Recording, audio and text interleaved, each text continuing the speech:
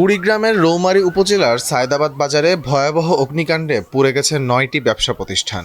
এতে প্রায় ১,২৪,০০,০০০ টাকার ক্ষয়ক্ষতি হয়েছে বলে জানিয়েছে ফায়ার সার্ভিস।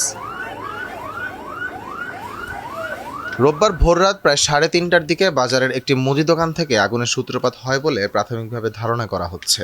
গভীর রাত হওয়ায় মুহূর্তের মধ্যে আগুন আশেপাশের দোকানগুলোতে ছড়িয়ে পড়ে।